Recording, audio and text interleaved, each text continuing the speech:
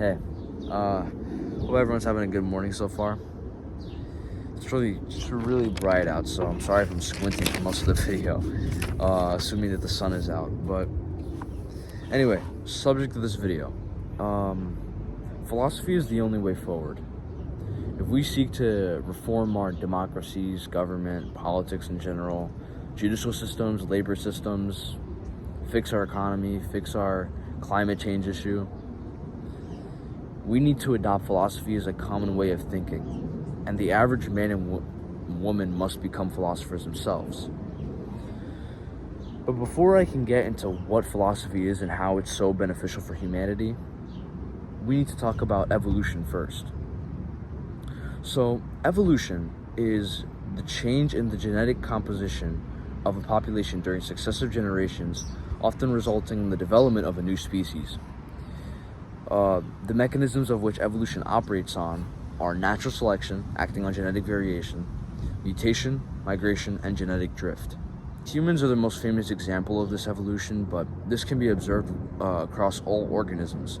So, female guppies prefer to mate with male guppies who have colorful scales, right? But when males have these colorful scales, they're more susceptible to being hunted. Berkeley.edu did an experiment where they put male guppies in 3 different environments, 1 with a dangerous predator and 2 without. In the first environment, they put dull colored guppies, the ones without scales. In the 2 other environments, they put colorfully scaled guppies, with the second one having a mix of the 2. So they had dull and colorful guppies. They waited 15 generations, fish generations, obviously, and what they saw was that in the first environment, the dull guppies remained dull. In the second environment, they acquired the trait. All of them were colorfully scaled, even the ones that would have previously been dull colored. And in the third, they all remained colorful. This proves that physiological evolution is real and that it must happen to all organisms, because after all, the only criteria needed to trigger this adaptation to occur was that their environment allowed it. It was the environmental circumstance that dictated whether they would develop the scales or not, or whether they would acquire the scales or not. Humans went through a similar evolution, except that instead of a physiological trait such as an extra talon or a sharper beak being acquired, our brains evolved.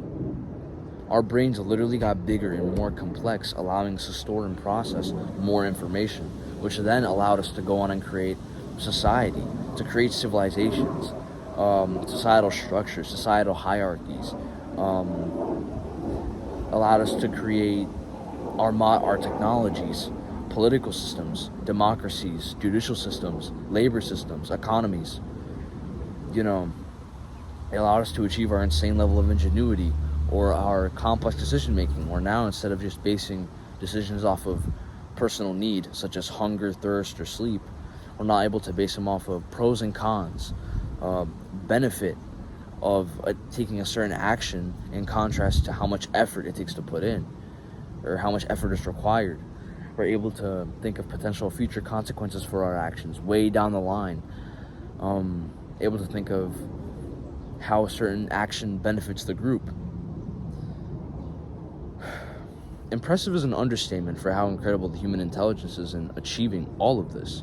I mean, it's gotten us so far, all because of the physiological and chemical changes our brains went through thousands of years ago. Humans went through this evolution and thus achieved all this greatness, yet injustice still exists the same way that it has since the beginning of time. Corporations continue to destroy our environment and the people with their synthetic plastics and processed foods. Our democracy is a joke. The people are unhappy, and we have a government that is becoming increasingly authoritarian. Why is this happening? You'd think that after evolving so much and getting so far, that this would be no issue, that we'd have no issue communicating with each other, treating each other fairly. That things like greed and lust would be things of the past, but they're not. And this is because our emotions and our ability to control them has not evolved at the same rate that our knowledge has. We have not achieved true intelligence, where we are open-minded, able to rationalize and use logic more, where we are able to understand how we're supposed to treat each other, that we're supposed to treat each other as family, as coexisting men and women, rather than as separate entities. True evolution, or emotional evolution, is when a species is able to take full control of their primitive emotions and act righteously by their people, the animals, and the planet. When humans are stoic by nature, in full control of their emotions, things like gluttony, lust, greed, hatred, all will be a thing of the past once we achieve emotional evolution. We will be truly fulfilled, purposeful, happy human beings, able to coexist and communicate with each other freely, without any of these petty issues, such as resentment towards each other. So how do we solve this? How do we go about actually bringing about this emotional evolution? The answer is philosophy. Emotional evolution is locked behind a door, and philosophy is the key. It is the only way to reform our labor systems, our government, our politics, our judicial systems. The only way to fix this is if we embrace philosophy as a common way of thinking. Religion. Is God real? What is God? The questioning of existence, the questioning of reality, the questioning of morals and values, the questioning of mind, knowledge, all under the philosophy umbrella. It uses rationale and morals to interpret the world around us and how it should operate if humans are to thrive together. With this understanding, there's no doubt that if humanity collectively adopted philosophy as a common way of thinking, we would advance so much further in every aspect in ways that we couldn't possibly imagine. If the average man sat in his room questioning himself, asking questions about the world around him, about the people around him, the psychology of it all, about the universe, what it means to be a human, we would have no issues with war or corporate greed. We would have none of these issues. Discussions on any topic would include both parties being open-minded, being respectful, trying to educate each other instead of combat each other. We will learn to do things efficiently and fairly. So how do we help move society towards this goal? How do we help introduce the general population to philosophy? And how do we help them become philosophers themselves? The first thing is we implement philosophers as our leaders. It is impossible to move civilization forward unless you have a good leader, and a good leader is a philosophical one. Philosophers are people who have deep understanding of the world around them and how it operates, understanding of what it means to be alive, understanding of nature, religion, existence, politics. Only men of that nature are able to lead us. I mean, people need leaders, okay? The majority of them. And leaders are meant to establish systems that unite us. Establish systems of unity to help people move towards their purpose, to help them feel fulfilled, and to push civilization forward. Only men of philosophy can be trusted to do this effectively, because only a philosopher can be trusted to act with the interests of the common average man within his heart. Only philosophers can be trusted to act with the common man in his heart. Take Marcus Aurelius, for example, one of the few Roman emperors who actually did right by his people. He was one of the pioneers of Stoicism, and he is known as the last of the 5 good emperors. Marcus Aurelius, one of the last 5 good emperors, was a philosopher. A man who believed that only men of philosophy could lead us to a brighter future, and that only men of philosophy were fit to be put in positions of leadership. Even if you take men who haven't led entire empires, but You take men of philosophy like Plato, Aristotle, Epictetus, Spinoza, Einstein, Jesus Christ. All these men contributed significantly to society. All of them had long-lasting effects that we feel today that influence the modern man's way of thinking. Yet, and the only common characteristic between all of them is that they were all men of philosophy. Men of philosophy are the ones who move society forward. Men of philosophy are the ones who teach us things that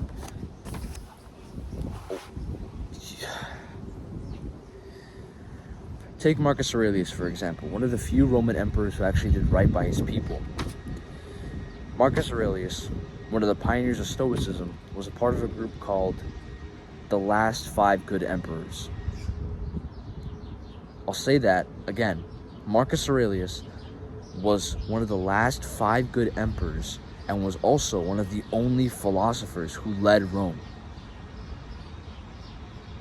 Who he himself thought that only men of philosophy are fit to lead. That only men of philosophy should be put in positions of leadership. Even men who weren't in leadership positions. You take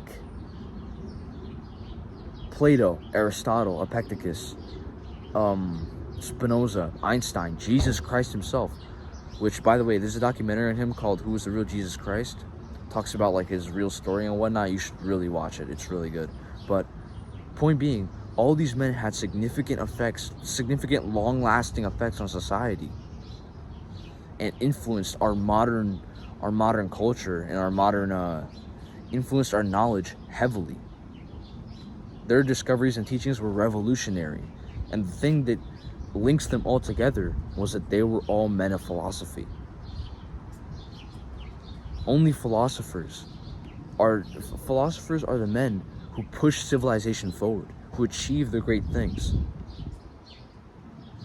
because they've achieved true intelligence. The next most important thing is to become a philosopher yourself.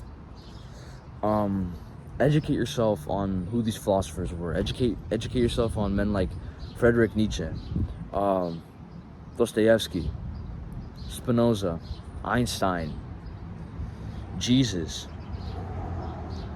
Marcus Aurelius, Diogenes. Educate yourself on these men and learn their teachings. Understand what they said, what they were trying to tell the world during that time period. Understand how they were trying to move civilization forward with their thoughts and words, and have discussions with other people. It could be your family, your friends, total strangers. Have discussions with them about philosophy. It could be about philosophers themselves. It could be about the modern world. It could be about modernity. Okay, that's a rising issue. You can talk about modernity, modern technology, religion, existence, morals, what it means to be human, psychology, just stuff under that philosophy umbrella, which there's a lot of stuff under it.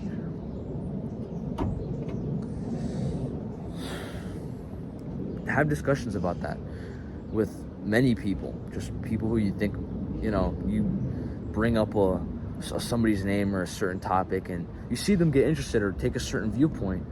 Initiate a discussion, a respectful discussion, and attempt to understand their viewpoint, understand why they think the way that they think. Spend every day, spend an hour or two, 1 to 3 hours sitting in your room staring at the moon, just pondering, thinking what everything means, thinking of philosophical thoughts to yourself, asking yourself philosophical questions and trying to find answers to them. I'm going to let you know right now, because remember, I'm expecting you to do all this. I'm not saying this just to put the information out and make you feel good, mental masturbation, and then you can go home and continue to do nothing. You're meant to follow this. So I'm expecting that you're going to do this, and I'm telling you that when you do this, you're not going to find answers to your questions. If your questions are actually philosophical, they're not going to have answers. It can be a pre-existing question asked by another philosopher, or it can be one that you think of yourself. You're never going to find an answer to it, because you're not meant to. That's the beauty of philosophy, that it's ever evolving. You're never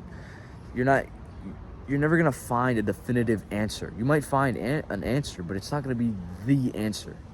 It's not like a math equation. It's totally subjective and up to perspective. And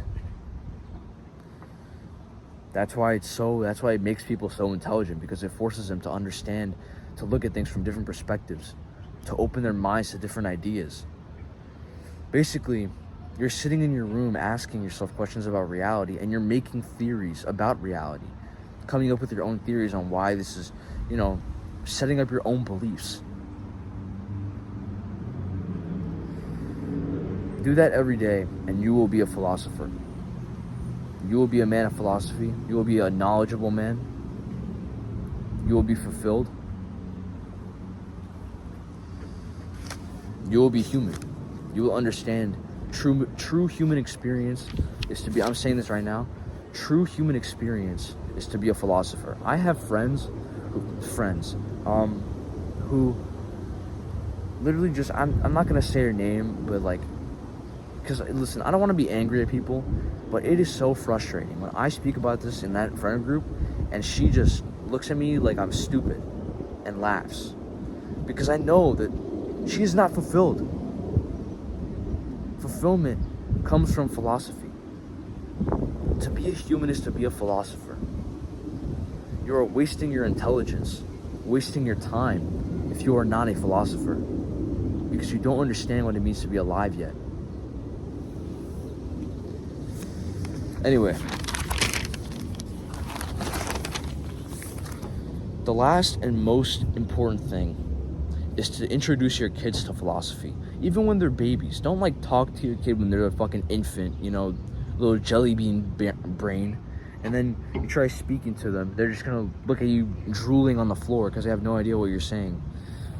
But when they're babies, just have them when you have discussions about philosophy, about politics, about the real world, have your baby in that room, because not only might they learn, you're already introducing their brain to, they're not going to know, they're not going to be conscious of it, but subconsciously their brain is picking up that information of what you guys are talking about. So not only are you helping them understand philosophy as they grow up, but you're helping them understand language, helping them understand how to discuss properly, how to be open-minded. Obviously, if they're 3, they're not going to pick up on all of that immediately, but it's not supposed to be immediate. It's that throughout their prepubescent years, they're growing up and they're understanding these things about philosophy and becoming knowledgeable and learning all this wisdom, so that when they're older, they operate the world, their navigation and direction in life is a lot clearer than it would have been if you gave them no guidance.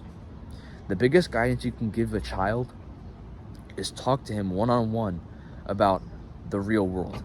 Talk to him one-on-one about philosophy, and trust me, you are setting his or her future up amazingly.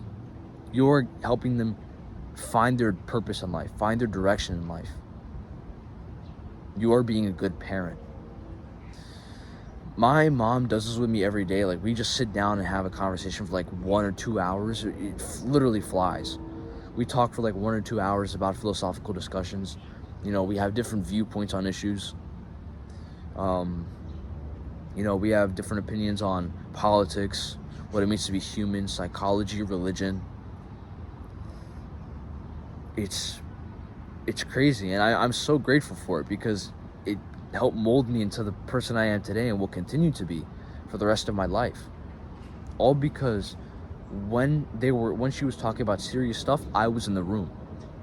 And that opened my mind so much. That helped me understand so much about the world that I understand now. It helped me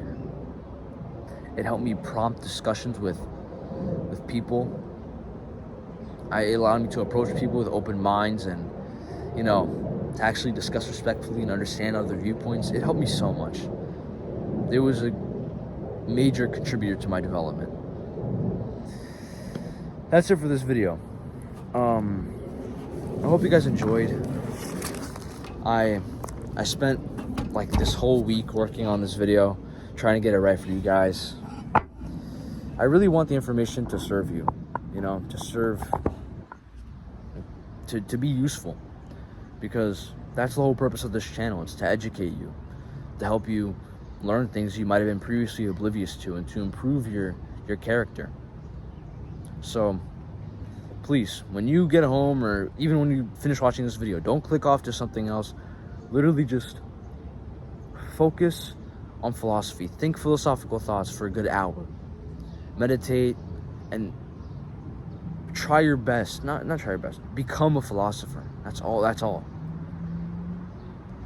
So that's it for this video, guys. I hope the information that I gave was concise, it was clear, and that it gave you a straight path into philosophy, you know, that I'm not leaving you still with a bajillion questions.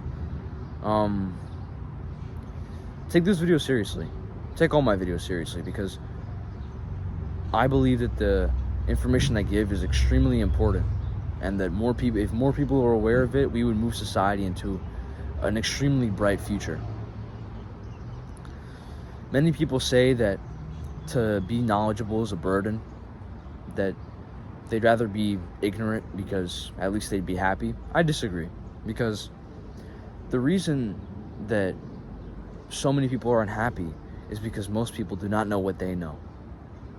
And that is my purpose, to spread knowledge on the stuff that people do, that most do not know.